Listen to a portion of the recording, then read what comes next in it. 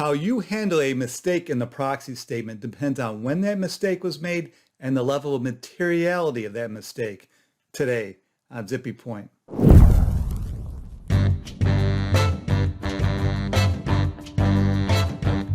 Brock Romanek and I'm a big fan of yous. So this Vid-Guide is about making mistakes. I have a separate Vid-Guide about how you handle new developments that transpire between when you file your proxy statement and when the actual shareholders meeting takes place. A link to that video is beneath this one. So number one, mistakes made in a preliminary proxy statement. As I note in my Vid-Guide about when you need to file a preliminary proxy statement, there are certain situations that require companies to file their proxies in preliminary form with the SEC so that the SEC staff can decide whether to review that preliminary proxy statement before you're allowed to file it in final, known as definitive form, and deliver it to shareholders. When you file it in preliminary form with the SEC, there are a few spots you're allowed to leave blank, but only a few: the date of the proxy statement and perhaps the number of holders as of the record date. Everything else should be complete. If the Corp Fin Staff does select your preliminary proxy for review, you may need to file a revised preliminary proxy if the comments from the staff are on the heavy side so that the staff can have adequate time to review the revised preliminary proxy. If the comments from the staff are light and the staff indicate you can do so, you can go straight to filing a definitive proxy and skip filing a revised preliminary. So in either case, this gives you one last chance to fix any errors that you see so that the final proxy you file and deliver is accurate. In that Vid-Guide about preliminary proxies, I talk about how dicey it is to make material changes in the preliminary proxy without alerting the staff to those changes, even if the changes are in areas of the proxy where the staff did not comment on or which weren't part of the reason why there was a need to file the proxy in preliminary form in the first place. Two, mistakes made in a definitive proxy that you catch somehow before you mail the thing. So imagine this would happen fairly infrequently because usually you're poised to mail and deliver as soon as you file your definitive proxy statement.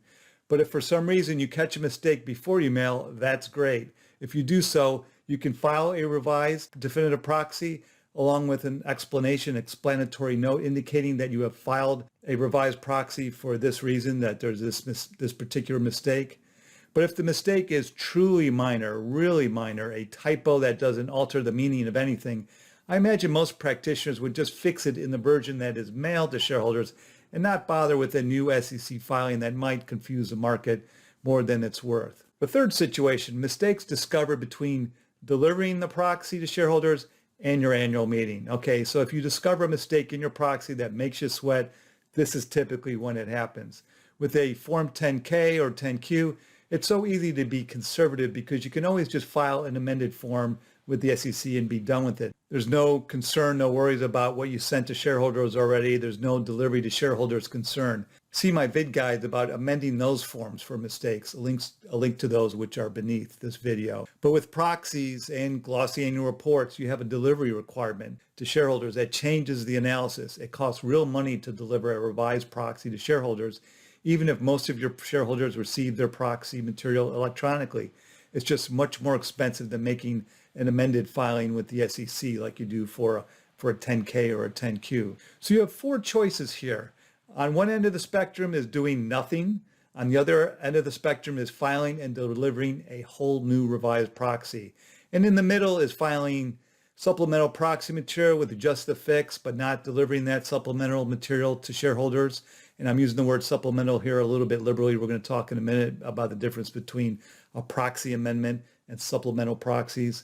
And then the fourth option is filing and delivering the supplemental proxy material. So you're both filing and delivering in that option. So to determine which of these four options to go with, you have to go through a materiality test. What would a reasonable investor want to see, which can be difficult sometimes for the gray areas in the middle here. So let me sidebar here and point out three things you should know.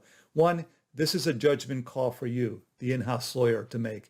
If you call down to the Corp Fin staff to explain your situation, you're wasting your time. They would never, ever weigh in. Never. In fact, if you're thinking of going into that gray area and really do want to wind up pushing the envelope, calling Corp Fin is the last thing you want to do.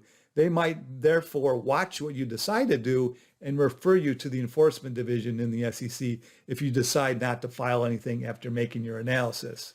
All right, the second thing here, let me point out that you can't use a Form 8K, you can't use a press release to make your fix to the proxy materials. You can't use your 10K either to make the fix.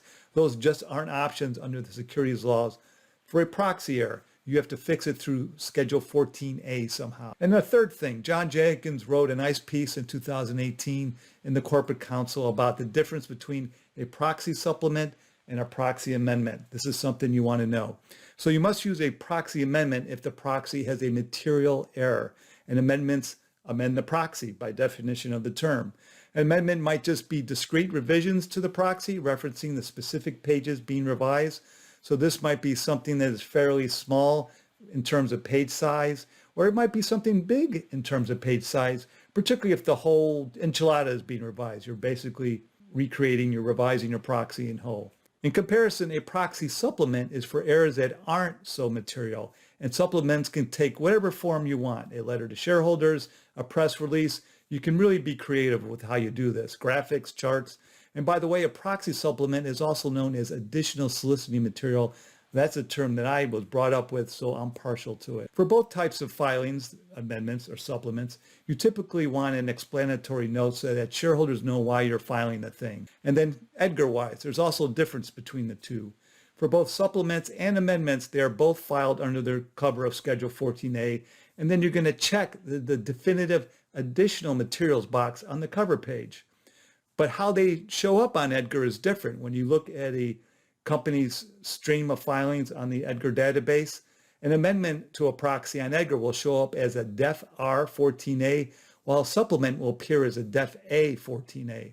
Sometimes this Edgar code might be the only way you can tell the difference between a supplement and an amendment, because sometimes they can really look quite similar. Note that both supplements and amendments sometimes include instructions on how to vote, the board's recommendations on how a shareholder should vote, and perhaps even a proxy card. So they both can be used as a marketing piece. All right, so let's now go through that pesky materiality analysis. The do nothing option actually can be pretty easy to decide. The mistake is a typo or two that doesn't change the meaning of anything. It would even be strange to fix it by filing something with the SEC, similar to what I talked about before. These judgment calls can be easy to make because the errors are so small that they're not worth talking about. You're not going to get sued over them.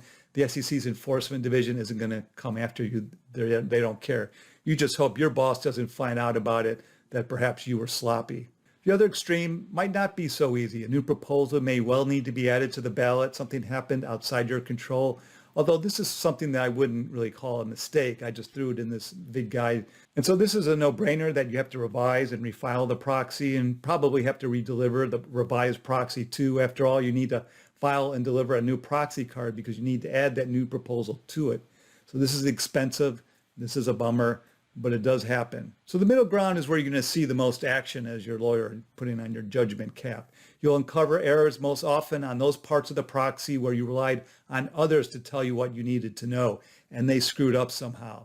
So you'll find out about errors in your beneficial ownership table, in Section 16 filings. Some forms should have been filed during the last fiscal year, but they didn't get filed because one or more of your insiders forgot to tell you about a transaction they made. So then you need to make item 405 section 16 delinquency disclosure now, or maybe you had item 405 disclosure in the proxy, but now that needs to revise to identify more insiders that were delinquent. Or maybe a director bio is wrong because a director forgot to tell you that they changed their job. So you see proxy amendments to clean this stuff more often than you would think. This is the kind of stuff you need to file with the SEC, but you don't necessarily need to deliver these changes to shareholders. It's not likely that they're going to change the way a shareholder is going to vote.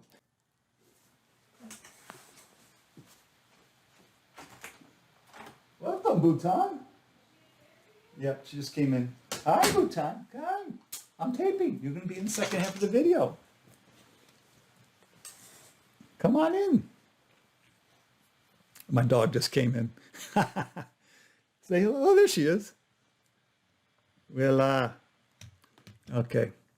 As for the analysis as to whether you need to deliver a proxy amendment, again, you have a materiality analysis to consider. What's the likelihood that this new information, this revised disclosure would impact a voting decision? If it might, you deliver to shareholders. If not, you don't. And if you make the call that you need to deliver, that's a pretty big decision. You may well need to postpone your annual meeting because a notice of internet availability has to be sent at least 40 calendar days before the date of your annual meeting. That's the way notice and access works.